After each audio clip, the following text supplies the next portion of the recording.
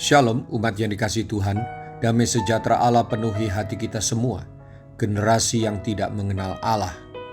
Firman Tuhan hari ini diambil dari Hakim-Hakim 2 ayat 10 dan 11 demikian firman Tuhan. Setelah seluruh angkatan itu dikumpulkan kepada nenek moyangnya, bangkitlah sesudah mereka itu angkatan yang lain yang tidak mengenal Tuhan ataupun perbuatan yang dilakukannya bagi orang Israel. Lalu orang Israel melakukan apa yang jahat di mata Tuhan dan mereka beribadah kepada para Baal. Ayat ini memberikan gambaran singkat mengenai keadaan bangsa Israel zaman Hakim-Hakim. Bangsa Israel telah meninggalkan Tuhan dan beribadah kepada Baal. Dosa itu membawa mereka pada penghukuman Allah. Mereka telah meninggalkan komitmen para orang tua dan tua-tua pendahulu di bangsa mereka.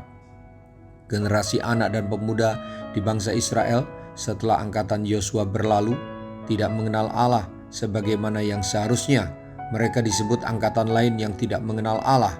Sesudah Yosua meninggal, moral dan iman umat Israel mengalami kemerosotan menjadi bangsa yang tidak mengenal Allah. Kemerosotan itu terjadi karena dua hal. Pertama, kelalaian angkatan terdahulu dalam menerapkan pengajaran yang harus diulang-ulang kepada anak-anak mereka. Kesalahan kedua, menganggap enteng, menganggap biasa sejarah kebebasan bangsa Israel dari perbudakan di Mesir. Bapak, Ibu, Saudara-saudari, betapa menyedihkan bila yang sama terjadi pula pada generasi Kristen dalam keluarga dan bangsa kita ini.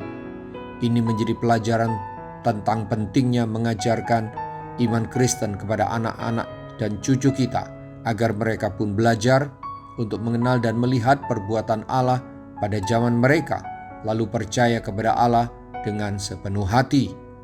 Oleh karena itu, sejak usia anak-anak, khususnya generasi muda, mereka harus dilatih memiliki tanggung jawab secara mandiri, hidup bergantung pada Tuhan. Iman mereka harus bertumbuh tanpa dipengaruhi situasi dan keadaan keluarga serta sekitar yang buruk. Mari kita berdoa. Tuhan Yesus, saya menyadari ada banyak persoalan yang datang pada saya bukan tanpa sebab. Ketidaktaatan saya sebagai orang tua maupun anak, itulah penyebab mengapa ada generasi muda di keluarga kami menyimpang dari jalan Tuhan. Saya mau bertobat, sekaligus bersyukur karena firman-Mu hari ini mengajarkan perihal bahaya jika saya dan anak-anak saya tidak mengenal-Mu dengan benar. Ampuni saya dan saya berjanji untuk membawa keluarga saya bertobat dan terus setia melakukan ketetapan-ketetapan-Mu. Dalam nama Tuhan Yesus, haleluya, amin. Sampai jumpa Senin dengan suara gembala, firman Allah yang hidup. Tuhan Yesus memberkati.